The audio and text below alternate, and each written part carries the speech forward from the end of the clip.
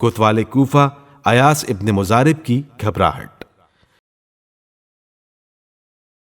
ابراہیم کی نقل و حرکت سے کوفے کے ایوان حکومت میں شدید قسم کی ہلچل مچ گئی۔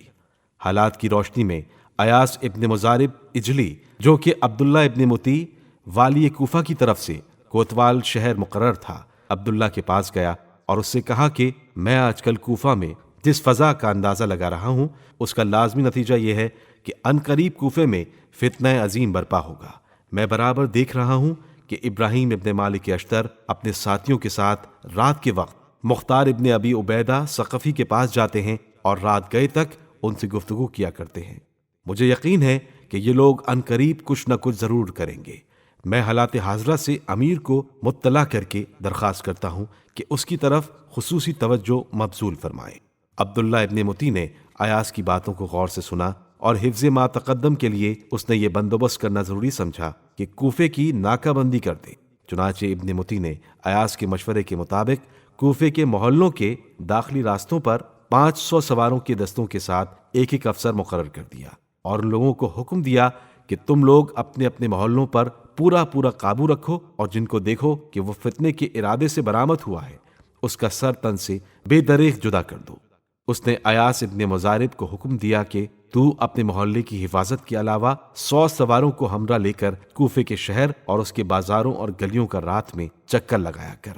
چنانچہ اس نے ایسا ہی کرنا شروع کر دیا۔ ابراہیم جو برابر مختار کے پاس جایا کرتے تھے، جب حسب اصول ایک رات کو 100 سواروں سمیت نکلے تو راستے میں ایاس ابن مزارب جو کئی 100 سواروں سمیت اس مقام پر موجود تھا، راستے میں اس سے آمنا سامنا ہو گیا۔ اس نے ابراہیم ابن مالک اشتر کو روکتے ہوئے کہا کہ تم کون لوگ ہو اور کس کے پاس رات کو مسلح ہو کر جا رہے ہو؟ ابراہیم نے کہا کہ میں ابراہیم ابن مالک اشتر ہوں اور میرے ہمراہ جو لوگ ہیں یہ میری قوم و قبیلے والے ہیں۔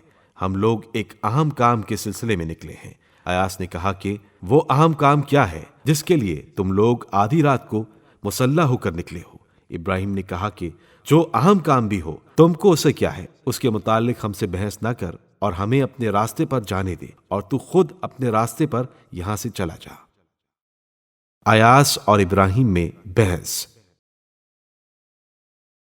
ایاس نے کہا کہ میں کوتوال شہر ہوں اور میں اب تمہیں حرکت کرنے نہ دوں گا اور تم سے کہتا ہوں کہ تم لوگ چپکے سے میرے ہمراہ والی کوفہ عبداللہ ابن مطیع کے پاس چلے چلو۔ ابراہیم نے کہا کہ میں تجھ سے پھر کہتا ہوں کہ ہم لوگوں کو نہ چھیڑ اور اپنی راہ لے۔ اس نے کہا کہ یہ ناممکن ہے، اب تو 2 ہی صورتیں ہیں، یا یہ کہ تم میرے ہمراہ چلو یا 2 ہاتھ مجھ سے کر لو، میں جب تک زندہ ہوں تمہیں چھوڑ نہیں سکتا۔ ابراہیم نے کہا کہ خدا کی قسم تجھے سمجھ نہیں آ رہی کہ تو کیا کر رہا ہے؟ میں تجھ سے پھر کہتا ہوں کہ مجھ سے مزاحمت نہ کر اور جدھر جانا ہے چلا جا۔ ایاس نے کہا کہ خدا کی قسم میں تم لوگوں کو عبداللہ ابن مطیع کے پاس پہنچا کر ہی دم لوں گا۔ ابراہیم کے بار بار سمجھانے کے باوجود وہ راہ راست پر نہ آیا تو ابراہیم نے ایاس ابن مزارب کے ہی ایک سپاہی کے ہاتھ سے نیزہ لے کر ایاس کے سینے پر دے مارا۔ وہ زمین پر گر پڑا۔ ابراہیم کے حکم پر ایاس کا سر کاٹ لیا گیا۔ ایاس کے گرتے ہی اس کے سارے ساتھی بھاگ گئے۔ ابراہیم ایاس کا سر لیے ہوئے مختار کے پاس پہنچے اور ان کے قدموں میں ایاس کا سر ڈال کر کہا کہ جس تاریخ کو خروج کا فیصلہ ہوا تھا اس سے قبل ہی یہ واقعہ پیش آ گیا۔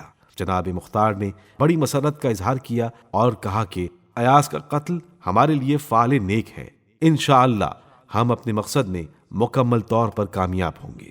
اس کے بعد مختار نے اپنے سرداران لشکر رفاعہ ابن شداد، قدامہ ابن مالک اور سعید ابن منقذ سے کہا کہ اب پوری طاقت سے میدان میں آ جانے کی ضرورت ہے۔ تم لوگ کوفے کی گلیوں میں جا کر نعرہ انتقام بلند کرو اور لوگوں کو دعوت دو کہ فوراً یہاں آ جائیں۔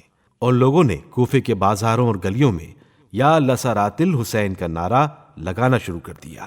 اس آواز کا اثر یہ ہوا کہ لوگ اپنے اپنے گھروں سے نکل کر خانہ مختار پر جا پہنچے۔ جب کافی جمعیت ہو گئی تو مختار نے سلاح جنگ پہنا اور آلات حرب سے اپنے آپ کو آراستہ کیا اور جناب ابراہیم ابن مالک اشتر سے کہا کہ بس اب نکل چلنا چاہیے۔ چنانچہ یہ حضرات لشکر سمیت برآمد ہو گئے۔